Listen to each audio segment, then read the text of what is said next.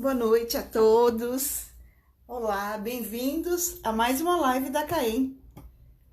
Toda sexta-feira, às 18 horas, a gente está aqui batendo um papo com vários colegas, com vários diretores de escolas de música de todo o Brasil, né? E é sempre uma delícia, porque a gente tem muita coisa para aprender, muita coisa para trocar de informação, ideias, enfim. É sempre muito produtivo e enriquece bastante a vida, principalmente dos diretores, né? Porque através de experiências positivas e negativas, a gente consegue visualizar, né, as coisas certas que a gente está fazendo, o que a gente pode mudar, consegue filtrar mais, ter novas ideias, né, num momento onde as novas ideias são sempre muito bem-vindas, né?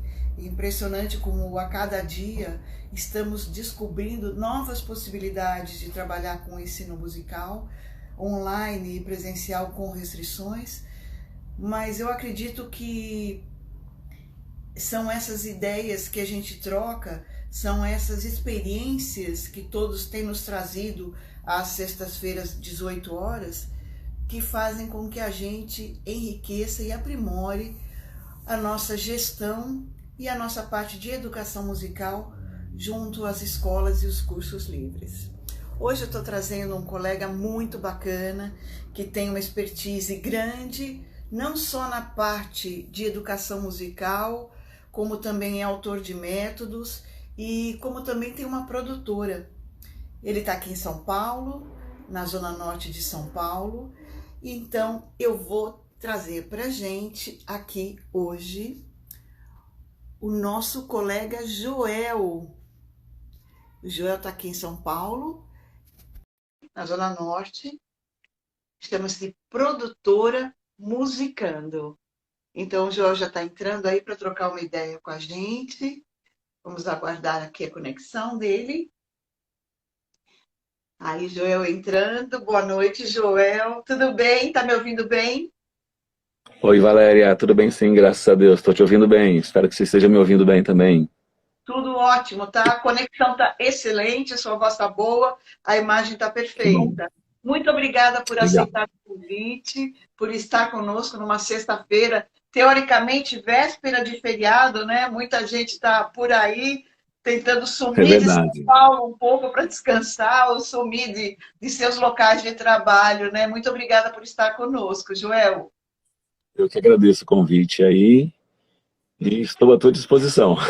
Então, vamos lá. Você já me falou assim, olha, Valéria, eu falo muito. Então, eu vou direcionando, qualquer coisa eu vou Boa. dando aí o papo, porque eu digo que o Instagram é assim, é que nem o desenho, né? A gente vira abóbora depois de uma hora. Um pouquinho antes já tem que cortar. Mas, mais uma vez, obrigada aí pela sua generosidade de estar conosco e trocar informações. Joel, conta Legal. pra gente, antes de escola ou antes de tudo, como foi o seu envolvimento musical? O que você começou a aprender como instrumento? E qual era a sua relação? Porque se tinha alguma coisa familiar? Conta pra gente, por favor. Bom, vamos lá. Eu até montei um roteiro, já te avisando, viu, no começo da semana, quando você me chamou. Aí hoje eu parei um pouquinho antes aqui, montei um roteirinho para não me perder, porque eu nunca fiz isso, eu nunca contei, nunca escrevi sobre a minha carreira musical, né? E achei legal, achei bacana isso. Já escrevi sobre várias coisas, eu gosto muito de escrever, gosto muito de ler, né? Mas sobre isso eu não tinha feito ainda para mim, né? E nem dado nenhuma entrevista, enfim, não falei nada sobre a minha carreira musical. Vou te contar uma coisa, você sabe que não é a primeira pessoa que fala isso. Eu acredito que muitos colegas, às vezes, quando eu pergunto, eles se deparam com uma certa, não é um choque, mas assim, aquela Surpresa, né? reflexão que talvez nunca tenha acontecido, né? Como é que eu cheguei aqui, né? Mas vamos lá, Uhum, a palavra é tua, Joel. legal. Bom, a minha relação com a música sempre foi desde criança, né? Eu me envolvi com a música por nascer numa família cristã, né? E eu sempre me envolvi muito com a música. E eu comecei, na verdade, tocando flauta doce quando eu descobri que eu tinha ouvido, né, para música, um ouvido musical, vamos dizer assim. A minha mãe, eu acho que eu na escola, enfim, me deu uma flauta doce, e eu tirava várias músicas assim de ouvido, músicas da igreja que eu ouvia, músicas que eu ouvia na escola, enfim, e sem um auxílio de professor, sem um auxílio de ninguém, né, eu comecei, percebi que eu tinha ouvido para isso. E depois fui para o violão, porque os meus irmãos também tocavam. Eu tenho uma família muito grande. E meus irmãos sempre foram envolvidos com a música. Eu sou o caçula de 11 irmãos, para você ter uma ideia. Uau, campeão, hein? Ele foi campeão. É verdade. Ninguém bateu você, hein? Pois é. E aí, o que acontece? Esses meus irmãos que eram mais velhos, eles tocavam, mas nenhum profissional. Tocavam porque tocavam na igreja, na verdade, né? E eu sempre observava muito, e aí um deles tinha violão, fui lá, peguei o violão e comecei a olhar para os dedos dele também, os acordes, só como é que formavam os acordes, e aí eu fui tentando sozinho. E engraçado que com o violão eu tive a noção do campo harmônico já de cara. Foi muito interessante isso, e comecei a descobrir de ouvido os acordes maiores e menores e o porquê da combinação, embora eu não tinha informação nenhuma teórica. Eu sabia que existia uma lógica, mas não sabia qual era a lógica. E aí eu buscava de ouvido e comecei a perceber que existia uma lógica para isso. Eu não sabia qual era essa lógica, né? Mas eu acabei, acho que, formatando na minha cabeça uma lógica. E aí, meu pai, ele... Oi. Muito interessante isso, né? Você percebeu, que idade você tinha quando foi que deu esse start para você? Eu tinha uns 8 anos. Eu acho que era mais ou menos isso. Mas, assim, até por conta da minha família ser muito grande, meus pais, eu vim de uma família muito simples, então meu pai, ele sempre batalhou muito para criar os filhos, né? Imagina, hoje, 11 filhos, você tem que trabalhar só para isso, né? Então, assim, a gente não tinha muitos instrumentos em casa. Quando tinha, eram os meus irmãos que compravam, enfim. E meu pai era feirante, meus irmãos trabalhavam na feira com ele, então eu sempre também gostei muito dessa coisa de feira, então desde criança eu acompanhava meus pais no final de semana, ajudava eles nas feiras, enfim, nas vendas, e sempre batalhei muito. Tanto que eu tinha, no final de semana, sábado e domingo, eu fazia questão de ter a minha barraquinha de limão para eu ter o meu dinheiro. Era um péssimo vendedor, nunca fui muito bom vendedor, na verdade. Eu ficava com dó das clientes que não tinham dinheiro e entregava o limão assim quase que de graça. E elas começaram a perceber que eu era um vendedorzinho bom, e aí elas começaram a abusar, e eu falei, opa, peraí. Foi engraçado essa parte. Então eu herdei do meu pai sempre essa coisa de correr atrás, enfim, né? Meu pai, ele era pastor e ajudava na parte de liderar algumas igrejas. Ele foi convidado para liderar numa igreja aqui na Zona Norte, na Vila Guilherme, é uma igreja até muito perto aqui da Musicando. E quando nós chegamos lá, a igreja não tinha absolutamente nenhum músico, estava bem precária a situação. E ele chamou um amigo nosso, conhecido, que era o Misael, que era tecladista, produtor musical de alguns cantores gospel da época. Então é um cara que manjava muito. E ele foi com um teclado, né, para essa igreja, para organizar a parte instrumental da igreja. E eu colei do lado do cara e fiquei lá colado por um bom tempo. E observava muitos ensaios e tal. E eu me lembro que teve um ensaio que ele fez ele saiu assim, teve um intervalo, né? E aí eu falei, posso tocar? E para surpresa de todos, e principalmente do Misael, eu já sabia o campo harmônico só de observar o que ele estava fazendo. Eu toquei as músicas e, na verdade, improvisei, inclusive, algumas notas, sendo que eu nunca tinha pego um teclado antes. E ele falou, pô, mas você toca? Eu falei assim, não. Eu falei, não, você toca sim, porque você tá até improvisando. E aí eu me lembro que ele falou uma frase que eu não me esqueço até hoje. Ele falou assim, esse menino tem futuro, vocês têm que investir nele. E falou para os meus pais sobre isso, para os meus irmãos, enfim, mas eu era muito pequeno, eu devia ter uns 10 anos, talvez, nessa época, não me lembro agora. Mas, enfim, e aí isso ficou na minha cabeça, né? E aí depois nós mudamos de igreja, o Misael até me emprestou o teclado dele para eu levar para casa, e tirei. Eu me lembro que na semana que ele me emprestou o teclado, eu não queria nem almoçar, nem jantar. Eu almoçava na frente do teclado e jantava na frente do teclado. Chegava da escola, eu ficava doido para chegar e já tocar.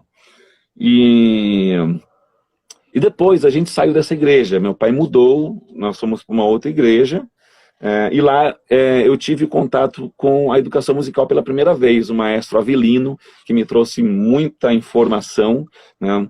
E antigamente nessas igrejas a gente tinha a banda marcial, né? Que na verdade era uma coisa super desconfortável, porque era uma barulheira muito grande. Eu sempre achava que era um som muito forte para dentro de uma igreja, uma banda marcial tocando dentro da igreja. Mas era o que tinha, então eu fui para aprender a tocar teoria, aprender a teoria, né? Mas eu sempre tive muita facilidade de ouvido, então eu ouvia e já saía tocando. E era instrumento de sopro, não era um instrumento que me chamava muita atenção, mas era o que tinha, como eu disse, né? E aí eu sei que no final do curso, era um curso que tinha 30 pessoas, e terminou só comigo. Esse maestro até depois falou, olha, eu vou te colocar para a maestrina, que era responsável daquela banda, que era uma senhora, falou, vou te colocar para ela te dar aula, porque não compensa mais eu vir. Ele vinha de um bairro longe, e aí eu continuei com ela. E assim que eu terminei o curso e entrei na banda definitivamente, na banda marcial, meu pai novamente sai dessa igreja. Então, assim, as oportunidades que eu tinha de executar na prática foram muito pequenas, porque sempre tinha uma mudança, né? E eu me lembro que eu toquei acho que uns 3 meses só nessa banda e tal. E nessa época foi muito interessante, porque a responsável pela banda, que foi essa senhora que continuou dando aula para mim, ela percebeu que eu já estava tocando vários instrumentos de ouvido. Então faltava alguém num determinado naipe, e ela me colocava para substituir. E eu substituía e lia, né? Mas na verdade eu enganava que eu estava lendo, porque eu improvisava, inclusive. Teve um dia que o maestro até no ensaio falou, o que você está fazendo, né? E aí eu parei na hora, falei, eu estou tocando as notas. Ele falou, não, você não está tocando, você está fazendo outra coisa, né? Aí eu me lembro que ele me colocou para tocar um instrumento chamado bombardino, que é uma tuba menor. E o bombardino, ele trabalha meio que nessa linha de improviso. E aí eu adorei, porque aí eu podia brincar, mas virou uma salada, porque eu começava a improvisar demais, né? E não era bem aquilo a proposta do bombardino, né? E eu levei para um lado muito jazzístico da coisa, ficou estranho. Já era uma barulheira, né?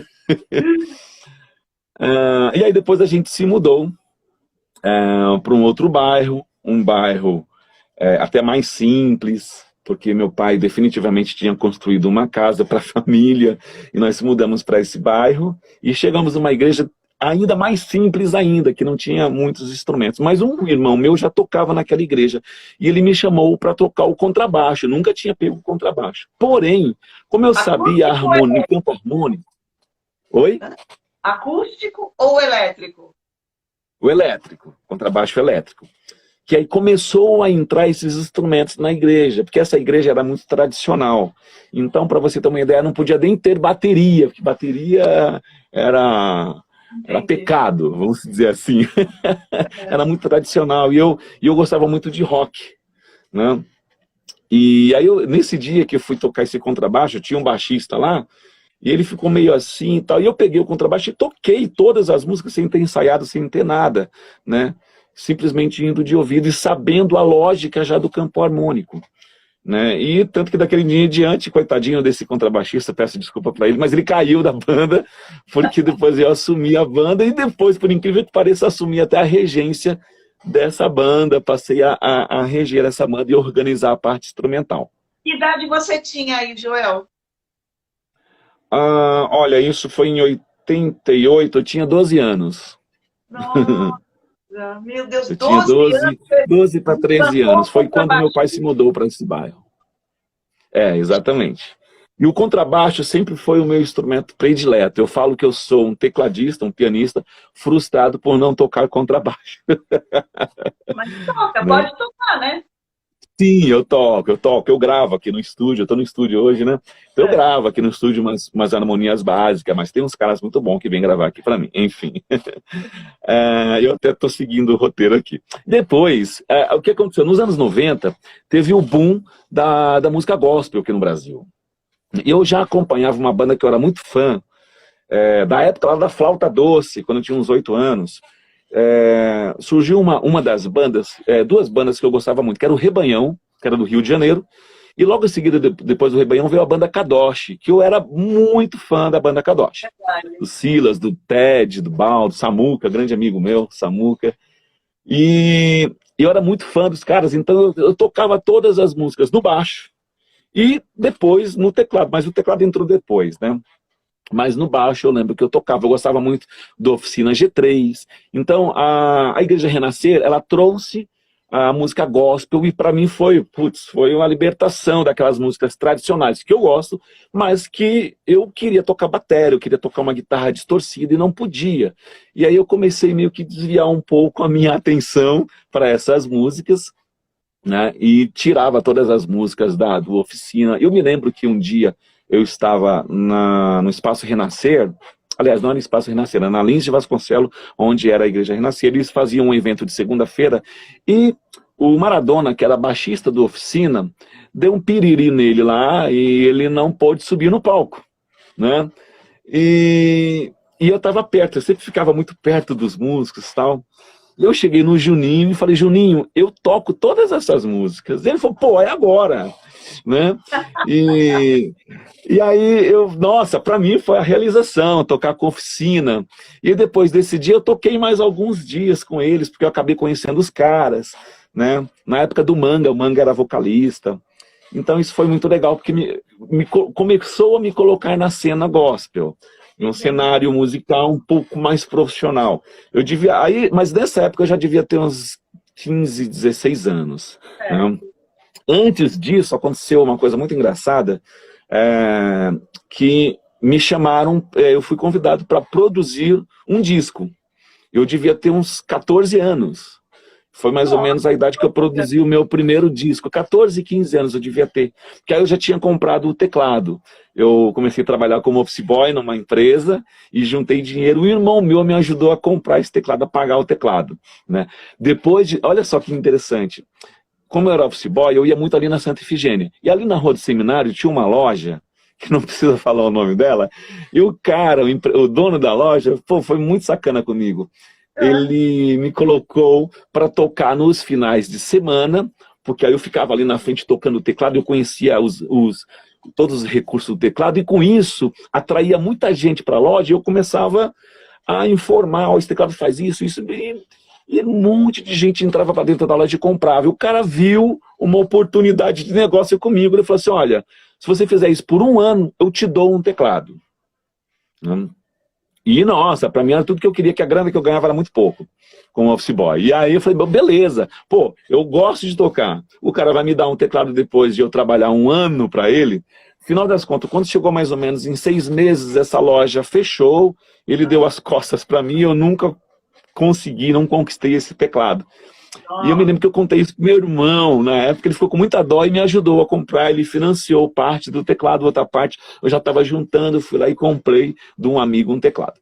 E aí surgiu a oportunidade de eu produzir esse primeiro disco.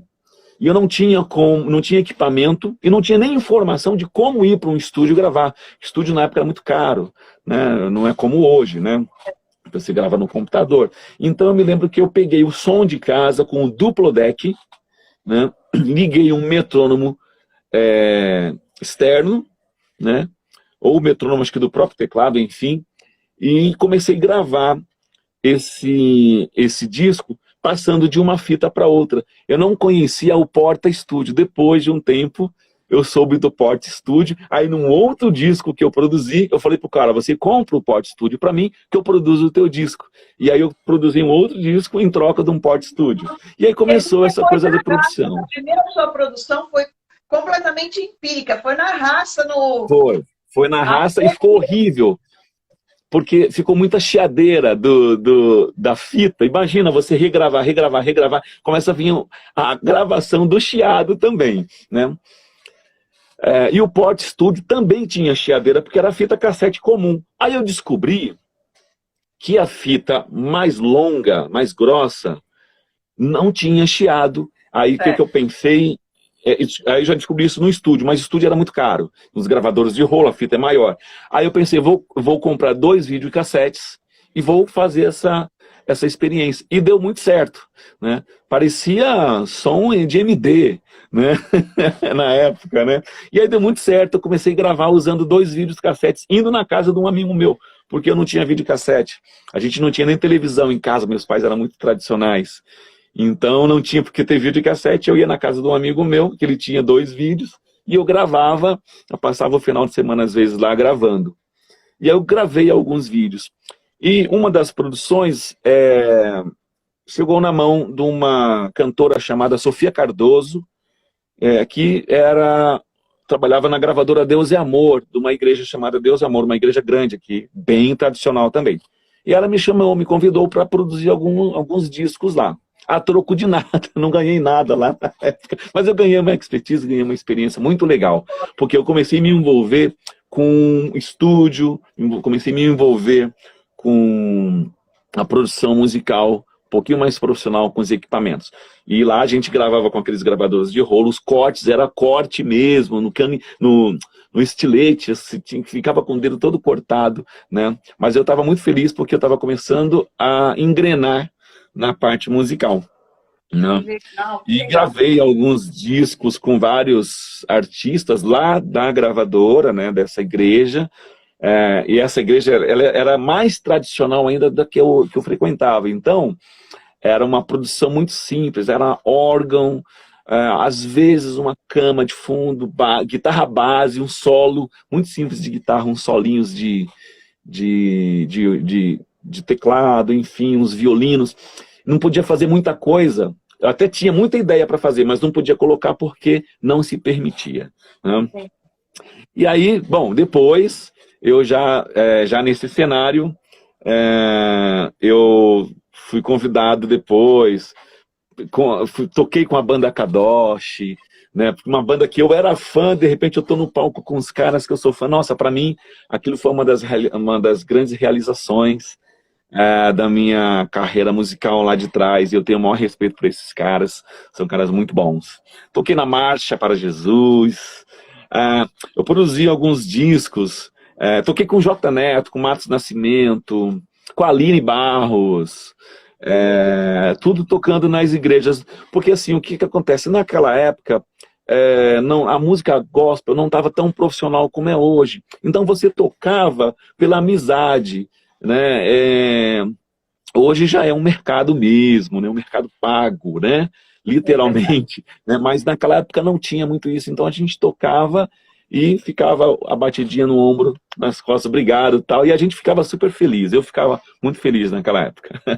E eu entrei para uma banda chamada Remidos do Pó, era uma banda gospel de samba, e não se tocava muito samba, o samba nunca foi muito bem aceito na música gospel. Mas essa banda me colocou em contato com um produtor musical chamado Marinho Brasil.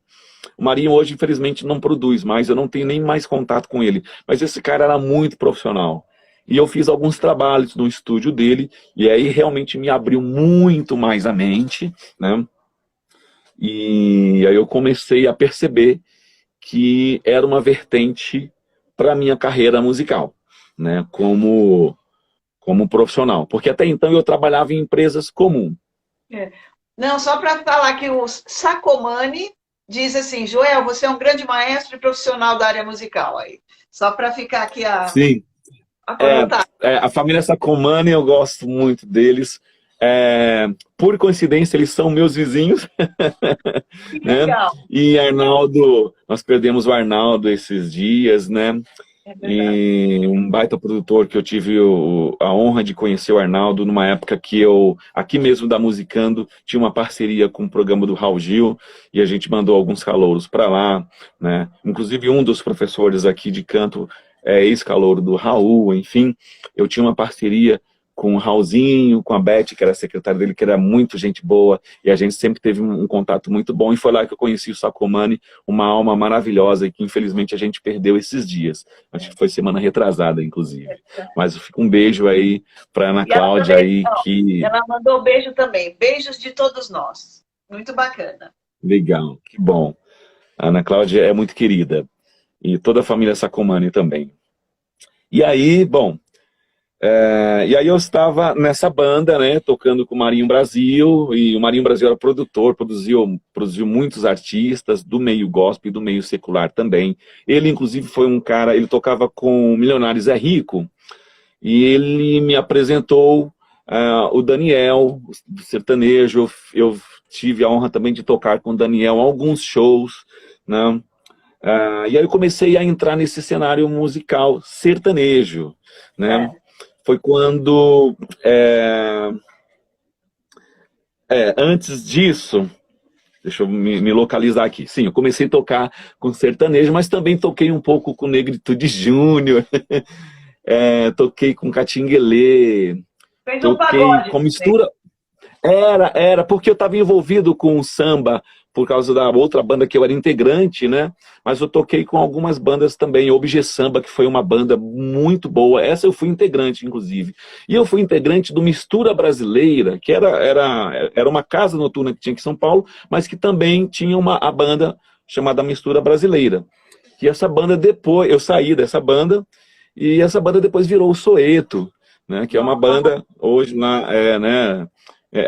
Na verdade o Soeto não existe mais, não lembro se existe, enfim, não acompanho muito mais o pagode. Mas enfim, eu tive contato com todos esses músicos aí, através do Marinho, que me apresentou alguns caras muito profissionais, né? E eu também sempre procurei me envolver, sempre estava nos bastidores ali, né? E aí, em 97 eu casei, né? E aí eu dei um time um pouco com a música, porque eu adquiri uma locadora de vídeo, né? E foi um fracasso. Aí eu percebi o quanto eu não era bom como comerciante. Lembrando o episódio lá do limão que eu... O limão, né? Aquele limão já tinha sido dado desde aquela época, né? Pois é, exatamente. Mas, muito boa a colocação. Mas essa locadora, na verdade, a gente estava numa periferia do bairro de Guarulhos, de Guarulhos, né, um dos bairros bem periféricos, e a gente, na verdade, ela não deu muito certo porque a gente foi muito assaltado lá, né? É um bairro perigoso, então trouxe um trauma um pouco pra gente na época, né? E aí o que aconteceu? Eu tinha o teclado, então tinha uma salinha lá na locadora que eu começava a tocar e fazia um som, mas para mim, né? E aí um dos clientes que estava lá na loja ouviu e falou: nossa, você toca muito bem. Eu sou empresário de uma dupla sertaneja, a gente está precisando de tecladista e tal. E aí no final das contas ele me apresentou para essa dupla sertaneja, né? Inclusive era uma dupla que tinha muito contato com o Rick Bonadio, que eu passei a conhecer também o Rick na época.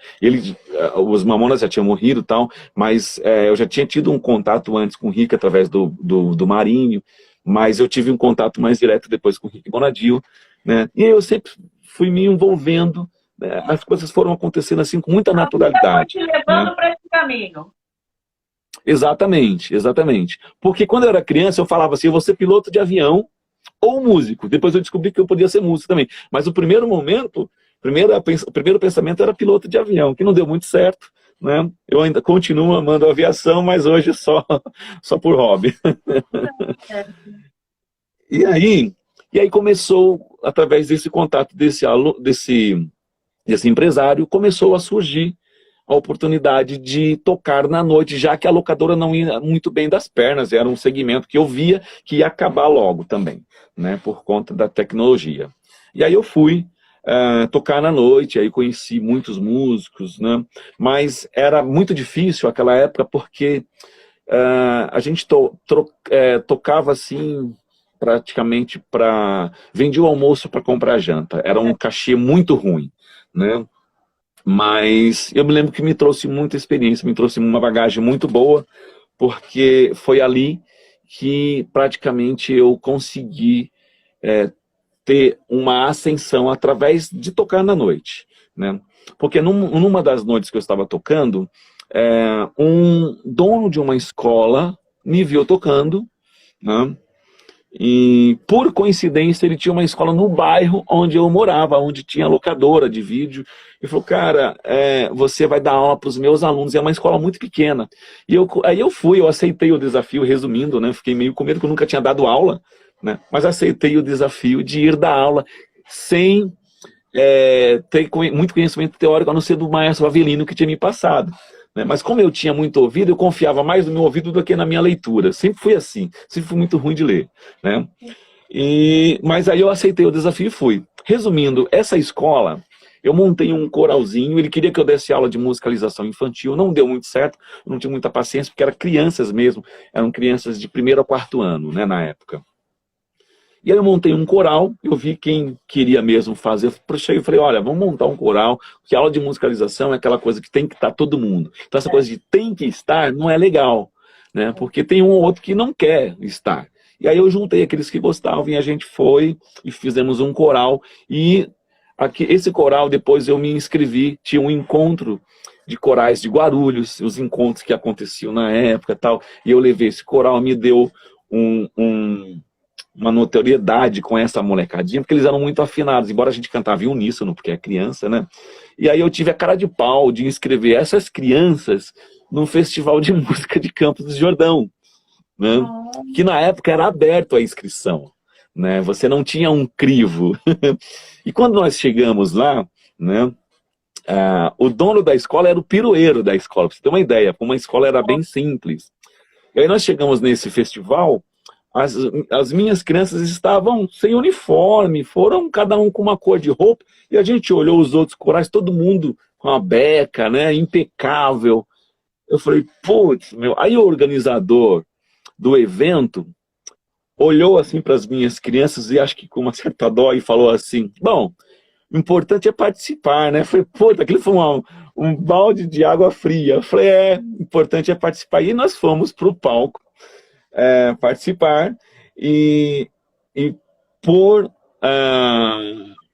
obra do destino, eu ganhei aquele festival como regente revelação, né, porque tinha uma premiação, né, e só para você ter uma ideia, nesse festival tinha Dante Alighieri, tinha Visconde de Porto Seguro, e o coral mais aplaudido foi o meu coral. Eu acho que pela simplicidade das crianças. Aquilo foi muito emocionante. Porque a gente via... Você vai lá e já fica emocionada, porque eu imagino a cena.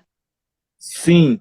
E aí você vê como a música ela é simples, ela não precisa de muita coisa, né? Não precisa daquela parafernália, daquele monte de meninos e meninas bonitinhas, tudo engomadinho, e aí de repente vai umas crianças simples, com um olhar simples e até com medo, e aí ganham, né, o evento, ganha aqueles aplausos, né? Aquilo para mim foi muito bom. Quando eu voltei desse festival, houve um boom na cidade, porque um jornal de Guarulhos, eu não me lembro, acho que é Olho Vivo, eu não lembro, enfim, o jornal fez uma reportagem nessa escola, e aí um monte de outras escolas me chamaram para reger coral.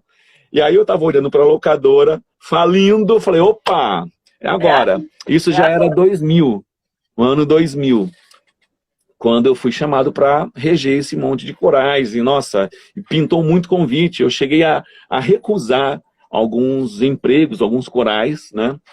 E aí começou a minha carreira como regente, como maestro. E aí eu fui estudar com a Lídia de Godal, fui estudar com o Antônio Ribeiro, que é um baita maestro. Inclusive, o Antônio Ribeiro me chamou para substituir ele num dos corais que ele regia. Naomi Munakata também estudei, né? Então eu tive a honra de estudar com pessoas muito boas e que me deram know-how. Porém, todos eles falavam, você não me engana, porque eu tinha ouvido. Então, por favor, não me engana, né? Mas eu confesso que às vezes eu enganei, porque o meu ouvido era muito mais rápido, né? E aí eu comecei a produzir midis para os corais. E eu me lembro que aquela revista Cover Teclado, que era o Nilton Corazza, que que acho que era diretor. E aí ele me chamou para produzir os MIDIs que tinham disquete. Não sei se você se lembra. Eu lembro. Né, dos disquetes. Então eu fazia alguns MIDIs, e teve um MIDI que eu fiz de uma produção da música Palco, do Gilberto Gil. Eu tive um trabalho muito grande dessa música, nessa produção desse MIDI, e foi um boom na revista. Esse MIDI ficou muito bem produzido. E, inclusive, esse MIDI chegou para o pessoal do Gilberto Gil, que elogiou bastante. Foi muito legal isso. E aí eu comecei a ver que tinha essa parte que eu precisava desenvolver, né? E eu não olhava para isso. Eu estava muito empolgado com a regência. E aí eu comecei a reger esses corais e participei de muitos encontros de corais em São Paulo, fora de São Paulo. Regi o coral da Infraero, regi muitos corais de escolas, mas muitos corais de empresas também, né? Eu regi ali também na base aérea de Cumbica, que tinha a ver com a Infraero. Depois eles acabaram me indicando para lá. Enfim, eu me envolvi muito com corais, e aí eu fiz uma contabilidade, foram mais de 40 corais que eu já regi. Que coisa linda, que entre colégios e empresas, né? E até hoje, por incrível que pareça, eu recebo alguns convites de reger coral. Eu falo, eu era feliz e não sabia. Porque é muito legal, eu gosto muito de trabalhar com essa área vocal, né? E aí, nesse meio tempo, a minha ex-mulher, a gente saiu da locadora, enfim, ela trabalhava comigo na época, e ela foi trabalhar fora e tal, e depois ela ficou desempregada, e eu tive uma ideia, eu sempre fui muito sonhador, e eu tive uma ideia de não só depender da música, vamos montar um delivery de hot dog. E nós começamos a fazer, porque eu tinha, mesmo regendo bastante corais, mas era 1 hora de regência para cada coral, então eu tinha muito tempo na minha agenda, né? E aí eu comecei a desenvolver esse projeto com ela, uma coisa que não tinha nada a ver com a música. E nós começamos a fazer esse dog dentro do prédio que a gente morava, para os vizinhos, e depois ficou legal, e aí para a comunidade, para o bairro e tal. E o negócio ficou muito legal. Cresceu a um ponto de que a gente não dava conta das entregas. E uma das entregas que eu ia ajudar, ia com o meu carro, aconteceu um episódio muito estranho, né? Mas que veio coincidir com... Foi uma coincidência assim, terrível com a música. Terrível não, muito boa. Eu fazendo essas entregas extras, né, que os botoqueiros não davam conta, eu ia para ajudar, o meu filho gostava de ir comigo. Meu filho, hoje, o Gui, que trabalha comigo aqui na Musicando, mas na época ele era pequeno, era bebê, ele gostava de ir comigo nessas entregas, e eu ia com ele e tal. E na volta, um vizinho meu se irritou muito, dizendo que eu tinha fechado ele no estacionamento, e não havia nada que fizesse esse cara ouvir a palavra desculpa. Ele me pegou pelo colarinho e me levantava, e olha que eu sou pesado, hein? Ele me levantava assim, com uma ira muito grande, e os vizinhos, todo mundo olhando e não podendo fazer nada, porque o cara estava tomado assim, por uma ira absurda. E eu só olhava para o meu filho assim do lado e pedia, Deus, não deixe esse cara mexer no meu filho. Porque eu estava com uma chave tetra na mão, só esperando dar, sei lá, no cara, porque o cara era muito grande. Depois eu descobri com os vizinhos que o cara era policial federal, o cara era abusivo, né, na atitude dele, enfim. Mas esse episódio coincidiu com o seguinte: um amigo meu, o Fanta, né, o apelido dele era Fanta, né, mas é Vante Clay, ele infelizmente não está mais conosco, né, ele faleceu. E ele, na época, me chamava muito para montar uma escola. Vamos montar uma escola, vamos montar uma escola. E eu falei, não, tô bem. Eu não queria montar essa escola de jeito nenhum. Com esse episódio, eu fiquei atordoado, porque o cara era meu vizinho, e ele, assim, a gente se encontrava no elevador do prédio, e ele ficava assim, com os braços cruzados em cima de mim. Ele me provocava muito, e eu calado, abaixava a cabeça. Eu o tempo inteiro nunca revidei, nunca respondi nada. E aquilo começou a me incomodar muito, porque já estava virando um abuso de praticamente eu ir para uma delegacia. Mas aí eu pensava, pô, o cara é policial federal, vai me dar um trabalho, eu não gosto disso. E aí juntou o útil ao agradável. O Fanta me chamando para montar uma escola, e aí esse episódio me fez sair de casa um dia e falar, vamos procurar um prédio. Mas eu não querendo achar. Eu saí, mas não querendo achar, mais para me livrar do Fanta, na verdade, que ele me ligava todos os dias para montar a escola. E aí, resumindo, nós achamos esse prédio que eu estou aqui até hoje. A Musicando nasceu de um ódio de um vizinho, de um episódio muito engraçado. Eu falo hoje engraçado, mas que me incomodou muito na época, mas que nasceu desse episódio, né? E aí eu passei me mudei para cá, me mudei para os fundos da Musicando na época com a minha família, porque eu precisava sair urgente daquele apartamento por conta dos revides que tinha, né, do vizinho, enfim. E aí a gente veio para cá, é uma casa muito grande, você já esteve aqui, né? E aí tinha muito espaço para gente aqui. Bom, e aí começou a história da Musicando, e eu regendo os corais ainda, né? Eu não saí de todos os corais, mas a Musicando começou a exigir cada vez mais de mim, né? Antes disso, eu fiz alguns eventos com a banda Santa Maria, uma banda maravilhosa de baile, né, que também me deu uma experiência muito grande. Na época, eu me lembro que quando eu toquei com a Santa Maria, na época do Titanic, que era sucesso, então o palco, para você ter uma ideia, abria no meio e a ponta do Titanic entrava, uma carreta que dava ré e entrava só pra gente tocar uma música. Aquilo, nossa, acho que era um espetáculo, né? Tanto que tinha o cachê da banda com e sem o Titanic. Era muito legal. Só para fazer um parênteses aqui, o Sérgio Ciotti, nosso querido Sérgio, também deixou aqui, parabéns pelo lindo trabalho, deixou... Legal, legal. Sérgio também é muito querido. Um baita profissional também. E aí, bom, e aí começou a história da Musicando, né? Deixa eu pegar o meu roteiro aqui, porque... Assim, e aí o que aconteceu? O Fanta, que queria muito montar a escola, ele cuidou do estúdio por um tempo e eu da escola, porque ele também não era músico mesmo, ele só gostava disso. Gostava de estar no meio, mas ele não tinha noção nenhuma de música. E eu me lembro do dia que ele estava ainda terminando de montar um estúdio e ele fechou um ensaio com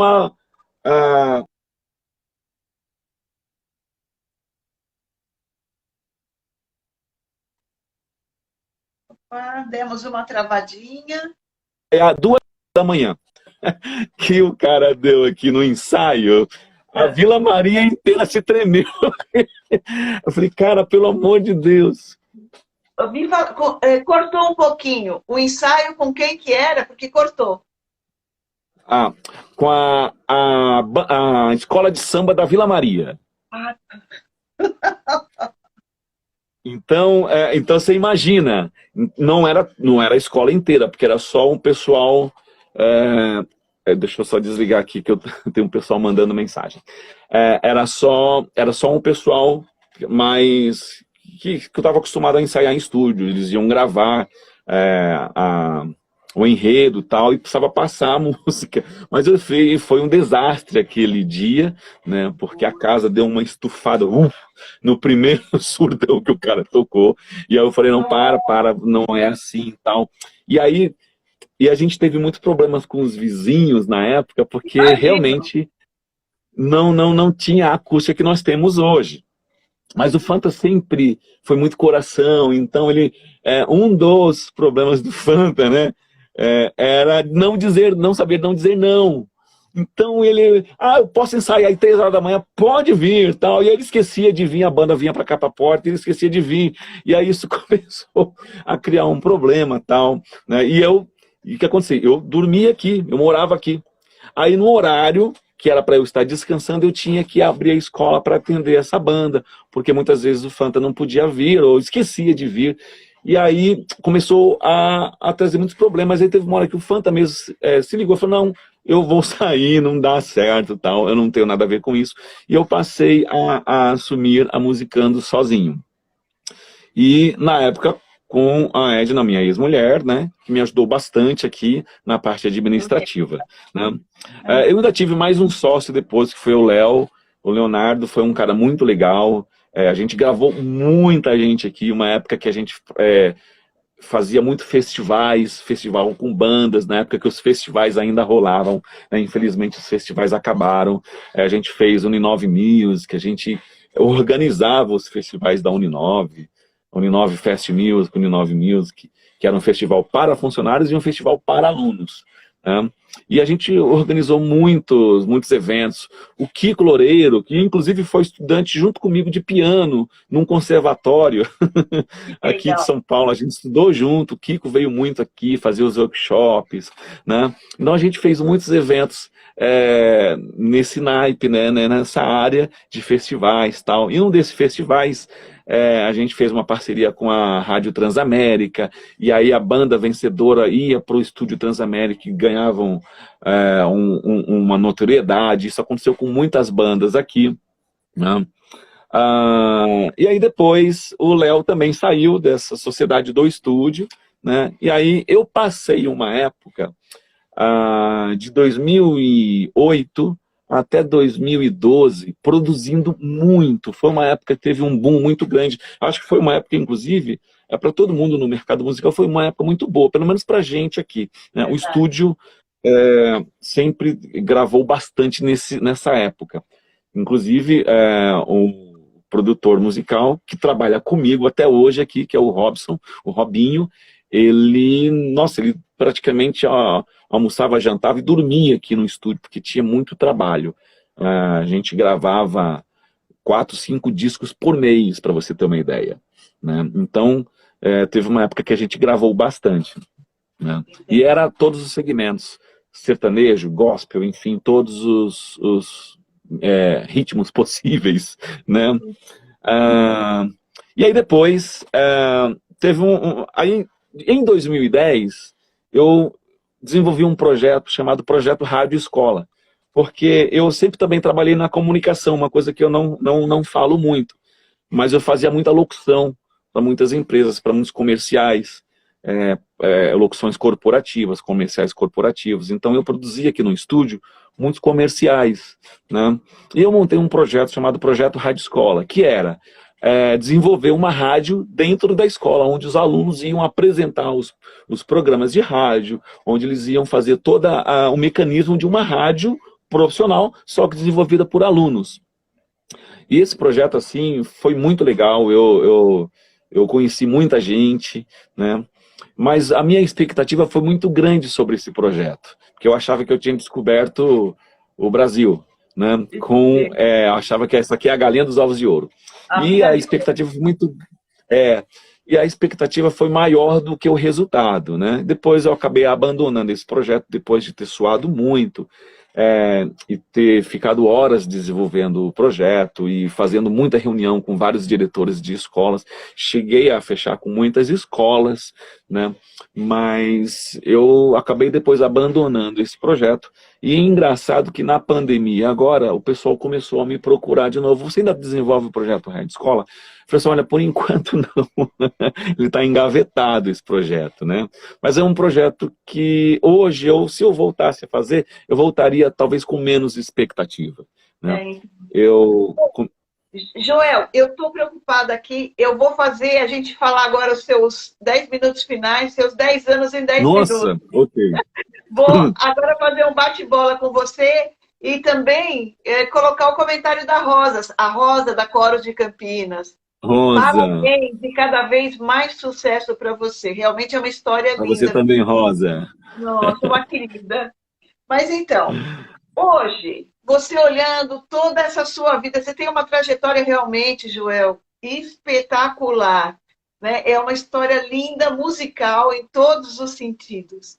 Eu acho, né, acredito que você tem uma expertise múltipla, um olhar amplo sobre o mercado musical, porque você trafegou na educação, na regência, por todos os instrumentos, na produção, em projetos inovadores. Quer dizer, a sua expertise é assim, ao concurso, sinceramente, é uma coisa maravilhosa e eu não sabia de metade disso do que você fazia. Eu conheço um pouco da sua história, mas ouvindo você falar, eu estou assim de queixo caído com toda a bagagem que você tem, não só no mercado gospel, como transitou pelo sertanejo, pelo samba, pelo pagode, foi para coral, quer dizer, nossa, meu. Agora, pondo tudo isso A na balança, diferença. você se sente mais atraído por algum desses segmentos que você já desbravou hoje, na produção, na escola, nos projetos, enfim, tocar em banda? Aonde está seu coração? Ou ele está dividido? Olha, ele está dividido em dois, né? Eu gosto muito da comunicação e do marketing digital, né? Que os dois estão atrelados, né? E gosto muito da música, né? Então, eu já trabalhei em rádio, já fui locutor, apresentador de programas de rádio, então eu gosto muito da comunicação e gosto muito da música, da produção musical e do ensino, mas a música em geral. Tanto que eu uso o nome produtora musicando, eu não coloco só musicando escola de música, porque a produtora musicando, ela é uma vertente. Entendi. Né? Mas está dividido nesses dois carinhas aí, música e comunicação e marketing. Né? É muito bacana. Bom,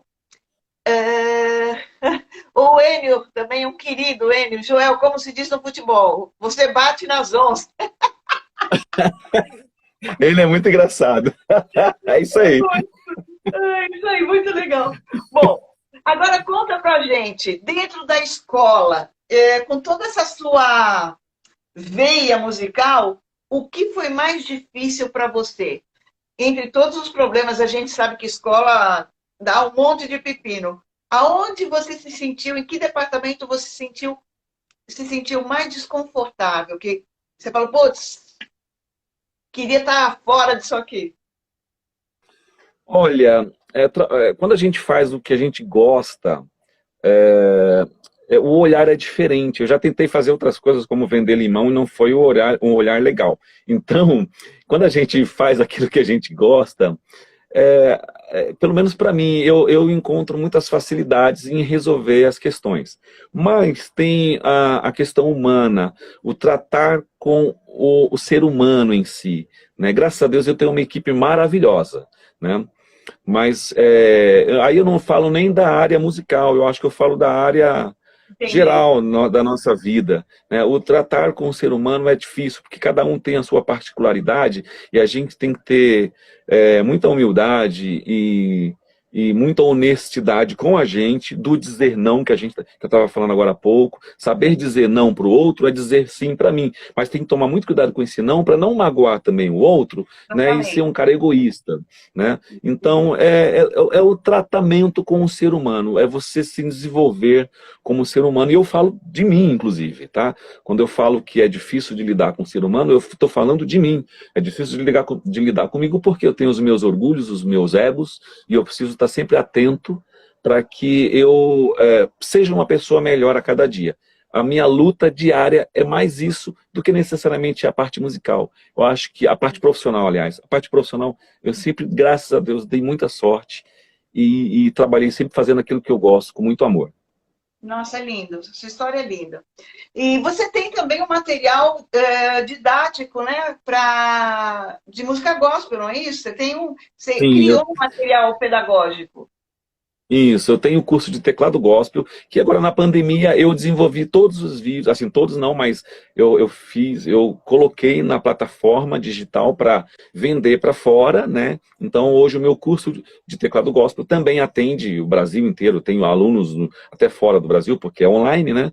Uhum. E tenho o material, os e-books, que antes estavam com a TKT, né? Aí acabou a minha parceria com a TKT e hoje eu desenvolvo eles em e-books que está à disposição para todo mundo comprar. Plim, plim. Não, mas tá certo, é isso aí. Material, gente, de primeira linha. Eu cheguei a ver esse material, assim, é fantástico. Olha o autor aí, né? A bagagem do cara, gente. Não fala nada. Bom, antes que a gente vire abóbora, que nós temos pouco tempo, daqui a pouco começa a contagem regressiva. Como foi a pandemia para você? Que lição você tira dessa pandemia? Olha, no começo, você se lembra muito bem que eu falava muito com você, Valéria, a gente tem que fazer alguma coisa, tal, né? E aí você falava, calma, Joel, calma, tal. Eu me lembro que um sábado, logo após aquele fechamento de março, em um sábado o sábado é cheio nas escolas, eu abri a minha escola, sábado, e quando eu olhei para fora que não tinha ninguém, na porta da escola, na recepção, bateu, virou a chave, falei, caramba, nós estamos numa baita crise, né? E aí eu me preocupei muito aquele mês de abril, eu fiquei atordoado. Mas veio a ideia de gravar o curso de teclado gospel, né? E aí eu entrei para dentro do estúdio aqui com meu filho, ele edita todos os meus vídeos, nós gravamos todos os conteúdos e ainda continuo gravando, que é um curso que eu quero continuar sempre desenvolvendo material. E, então, para mim, foi bom, porque eu criei um material que estava parado, que eu não tinha tido a ideia ainda de criar. Eu tinha, na verdade, criado, mas eu tinha abandonado, né? E aí a pandemia me deu tempo para desenvolver esse projeto e eu tenho bastante alunos lá fazendo esse curso, bastante mesmo.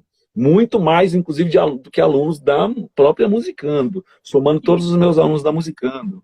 Então, foi bom, para mim foi bom. É claro que, eu estou dizendo profissionalmente, ruim porque a gente perde as pessoas, a gente perde os contatos, né, físico, né?